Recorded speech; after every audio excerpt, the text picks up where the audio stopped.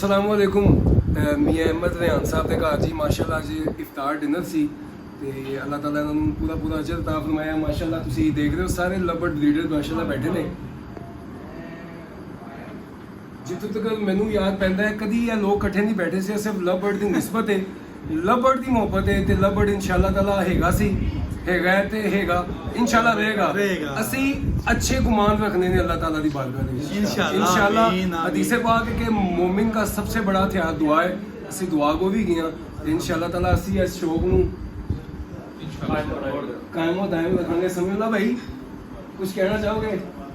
भजन के रिहान भाई के घर आए हैं और माशाल्लाह बहुत अच्छा इन्होंने इंतजाम किया हुआ था। ये सिर्फ लव बर्ड की बहारें हैं, ups and downs are a part of life, तो चलते तो रहते ही हैं, लेकिन ये ज़िंदगी तो नहीं रुकती।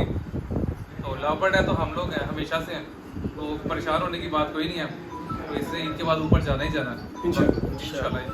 मियाँ साहब तुझे कुछ कहना चाहोगे? जी माशाल्लाह जी, आप सब दोस्तों का बहुत बहुत शुक्रिया मेरी तरफ आए हैं और अल्हम्दुलिल्लाह मैं बहुत खुश हूँ कि मुझे लव बर्ड ने बहुत कुछ दिया।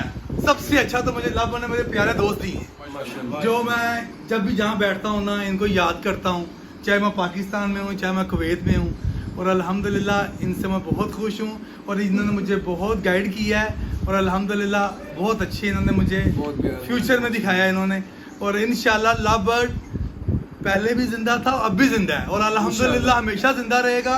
और अल्हम्दुलिल्लाह आज भी लव बर्ड सेल कर रहा हूँ और अच्छी प्राइस में सेल कर रहा हूँ। मैंने अभी अल्हम्दुलिल्लाह 10-10 हज़ार 9.5 हज़ार में करीबन दी है भाईजान, वल्लाह दी गलत बात नहीं करता, मैंने कसम खाई है। और अल्हम्दुलिल्लाह ये हालिया 2-3 दिन पहले दी है, उनकी मैंने पोस्ट नहीं लगाई। इंशाल्लाह लव बर्ड जाएगा ऊपर और जाएगा, ये हमारा वादा अल्लाह के साथ। लव बर्ड की मार्केट ऊपर जाए। कोई भाई कुछ कहना चाहेगा? शाह जी सारे मिलके बोलो भाई, तो देखो भाई लव बर्ड सारे मिलके बोलो लव बर्ड जिंदाबाद। मेहरबानी करो पंजाबी ਦੇ ਲਵ ਬਰਡ ਹੈਗਾ ਸੀ, ਲਵ ਬਰਡ ਰਹੇਗਾ। ਮੈਂ ਇੱਕ ਗੱਲ ਸਿਰਫ ਕਹਾਂਗਾ ਕਿ ਲਵ ਬਰਡ ਦੇ ਵਿੱਚ ਸਿਰਫ ਉਹੀ ਲੋਕ ਪਜ਼ਲ ਹੋਏ ਨੇ ਜਿਨ੍ਹਾਂ ਨੇ ਹਾਲੇ ਇੱਕ ਥੋੜਾ ਜਿਹਾ ਟਨਿਓਰ ਨਾਲ ਲਵ ਬਰਡ ਦੇ ਅੰਦਰ ਕੱਢਿਆ ਨਹੀਂ, ਵਗਰਨਾ ਨੈਗੇਟਿਵਿਟੀ ਫੈਲਾਉਣ ਦੇ ਵਿੱਚ ਸ਼ਾਇਦ ਅਸੀਂ ਅੱਜ ਤੋਂ 4-5 ਸਾਲ ਪਹਿਲੇ ਸਭ ਤੋਂ ਅੱਗੇ ਗਏ ਸਾਂ। ਸੀਨੀਅਰ ਫੈਂਸੀਅਰ ਦਾ ਬਹੁਤ ਸ਼ੁਕਰੀਆ, ਉਹਨਾਂ ਨੇ ਗਾਈਡ ਕੀਤਾ। ਅੱਜ ਅੱਲਾਹ ਪਾਕ ਦਾ ਸ਼ੁਕਰ ਹੈ ਕਦਮ ਜੰਮੇ ਨੇ ਤੇ ਅੱਜ ਮੁਸਬਤ ਹੋ ਕੇ ਵਰਕਿੰਗ ਕਰਨੇ ਪਏ ਆ। ਜਿਹੜੇ ਲੋਕਾਂ ਨੂੰ ਹਾਲੇ ਸਿਰਫ ਚੰਦ ਸਾਲ ਹੋਏ ਨੇ, ਯਕੀਨ ਕਰਕੇ ਜਾਣੋ ਵੱਲਾ ਬਾ ਖੁਦਾ ਮੈਂ ਕਸਮ ਖੁਦਾ ਦੀ ਖਾ ਕੇ ਨਾ ਕਿ ਉਹਨਾਂ ਨੇ ਹਾਲੇ ਤੱਕ ਲਵ ਬਰਡ ਹੌਬੀ ਦਾ ਮਜ਼ਾ ਨਹੀਂ ਚੱਖਿਆ। ਵਗਰਨਾ ਯਕੀਨ ਕਰਕੇ ਜਾਣੋ ਕਿ ਜਿੰਨਾ ਮੁਸਬਤ ਪਹਿਲੋਂ ਦਾ ਕੰਮ ਉਹ ਬੰਦੇ ਕਰਨ ਜਿਹੜਾ ਅੱਜ ਨੈਗੇਟਿਵਿਟੀ ਫੈਲਾਉਂਦੇ ਪਏ ਨੇ, ਤੁਸੀਂ ਆਪ ਦੇਖੋਗੇ। ਜਜ਼ਾਕ ਅੱਲਾ। ਅੱਗੇ ਥੋੜਾ ਜਿਹਾ ਅੱਗੇ ਕਰੋ, ਅੱਗੇ ਵੀ ਲੋਕ ਬੈਠੇ ਨੇ ਜਨਾਬ। ਸਲਾਮ अलैकुम। ਉਹ ਭਾਈ ਜਾਨ ਤੁਸੀਂ ਵੀ सलाम भाई। अस्सलाम वालेकुम, क्या हाल है?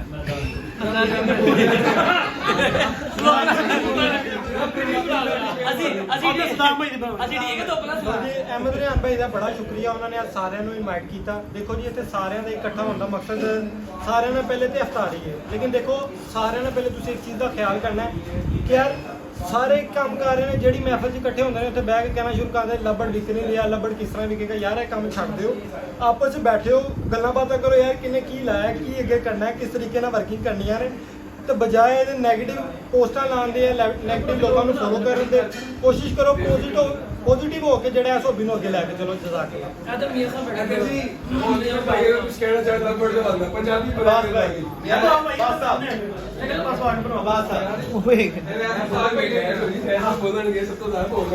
जी अस्सलाम वालेकुम। मियाँ अहमद रेहान भाई का बहुत शुक्रिया, हमने आज इनवाइट किया। माशाल्लाह बड़ा मज़ा आया और लव बर्ड हम कहते हैं 5 हज़ार का भी बिके।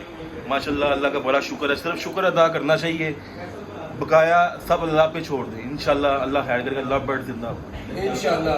अगर जी वैस मुश्ताक साहब बैठे ने जनाब, ये देखो बेबी शो की माशाल्लाह तैयारी कर रहे ने, जो LSP की ज़ेरे निगरानी हो रही है। आप कुछ कहना चाहोगे? अस्सलाम वालेकुम रहमतुल्लाहि व बरकातहू। जी बिल्कुल, मैं मियाँ रिहान भाई का शुक्रिया अदा करना। इन्होंने सारे साढ़े भाइयों को मदू किया इफ्तारी वास्ते, अलहमदुलिल्लाह इफ्तारी कर चुके हैं सारे। तो पैनिक बिल्कुल होने की जरूरत नहीं है, हॉबी है, इनू हॉबी समझ के इंजॉय करो, ठीक है। ओवरऑल मुल्क के हालात खराब ने, इंशाल्लाह कोई 1-2 महीने के अंदर बेहतरी आएगी, रेट इंशाल्लाह बहुत स्टेबल हो जाएंगे इंशाल्लाह। मैं नहीं देखा कि 7 साल हो गए मैंने ब्रीड करवाते हुए कि मेरे को कोई बर्ड रह गया हो। At the and season start होने तक सब कुछ सेल हो जाता है, तो इंशाल्लाह इस साल भी सेल हो जाएगा। तो 28 अप्रैल को असी करवा रहे हैं बेबी शो, ਉਹਦੇ ਵਿੱਚ कोई मैंबरशिप फी नहीं हैगी, ਕੋਈ ਉਹਦੇ ਵਿੱਚ ਜਿਹੜਾ ਹੈਗਾ ਨਾ ਚਾਰजेस ਨਹੀਂ ਹੈਗੇ, ਤੁਸੀਂ ਬਰਡ ਫ੍ਰੀ ਆਫ ਕੋਸਟ ਲਿਆ ਕੇ ਆਪਣਾ ਜੱਜ ਕਰਵਾਉਣਾ ਹੈ। ਇਨਸ਼ਾਅੱਲਾ ਸਾਰੇ ਭਰਾਵਾਂ ਦੋਸਤਾਂ ਨੇ ਉੱਥੇ ਹਾਜ਼ਰ ਹੋਣਾ, ਇਨਸ਼ਾਅੱਲਾ ਉੱਥੇ ਬੜੀ ਗੱਪਸ਼ਪ ਹੋਏਗੀ।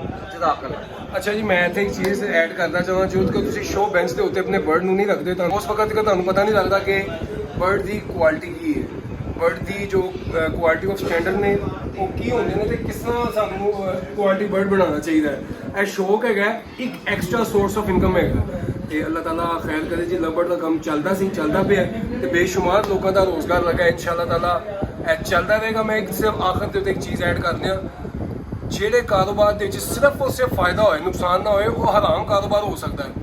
ਹਲਾਲ ਕਾਰੋਬਾਰ ਦੇ ਵਿੱਚ ਨਫਾ ਵੀ ਹੈ, ਨੁਕਸਾਨ ਵੀ ਹੈ, ਅਪਸ ਵੀ ਨੇ, ਡਾਊਨਸ ਵੀ ਨੇ। ਠੀਕ ਹੈ, 2018 ਚ ਵੀ ਐਸੀ ਸਿਚੁਏਸ਼ਨ ਥੋੜੀ ਜਿਹੀ ਕ੍ਰੀਏਟ ਹੋਈ ਸੀ, ਐਤਕੀ ਕੁਝ ਜ਼ਿਆਦਾ ਇਸ ਕਰਕੇ ਹੋ ਰਹੀ ਹੈ ਕਿ ਲੋਕਾਂ ਨੇ ਪੋਸਟਾਂ ਫੇਕ ਆਈਡੀਜ਼ ਬਣਾ ਕੇ ਕਾਫੀ ਜ਼ਿਆਦਾ ਲਗਾਈਆਂ ਨੇ ਤੇ ਬਿਲਕੁਲ ਪਰੇਸ਼ਾਨ ਨਾ ਹੋ। ਬੇਸ਼ੁਮਾਰ ਲੋਕਾਂ ਦਾ ਰੋਜ਼ਗਾਰ ਲੱਗਾ ਹੈ, ਪਿੰਜਰੇ ਵਾਲੇ, ਦਾਣੇ ਵਾਲੇ, ਉਹ ਜੀ ਬਰਤਨਾਂ ਵਾਲੇ, ਠੀਕ ਹੈ ਜੀ, ਅਸੈਸਰੀਜ਼ ਵਾਲੇ, LOS ਮਾਰਕੀਟ ਵਾਲੇ, ਜਿਹੜੇ ਕੋਵਿਡ ਤੋਂ ਬਾਅਦ ਲਵ ਬਰਡ ਦੀ ਵਜ੍ਹਾ ਤੋਂ ਮਾਰਕੀਟ ਸਟੇਬਲ ਹੋਈ ਹੈ ਤੇ ਇਨਸ਼ਾਅੱਲਾ ਤਾਲਾ ਜੀ ਇੰਪੋਰਟ ਵੀ ਹੋਈ ਹੈ ਜੀ। ਲਵ ਬਰਡ ਆਪਣੀਆਂ ਦੁਆਵਾਂ 'ਚ ਯਾਦ ਰੱਖਣਾ। ਲਵ ਬਰਡ ਜ਼ਿੰਦਾਬਾਦ, ਲਵ ਬਰਡ ਜ਼ਿੰਦਾਬਾਦ, ਲਵ ਬਰਡ ਵਾਲੇ ਜ਼ਿੰਦਾਬਾਦ, ਲਵ ਬਰਡ ਵਾਲੇ ਜ਼ਿੰਦਾਬਾਦ।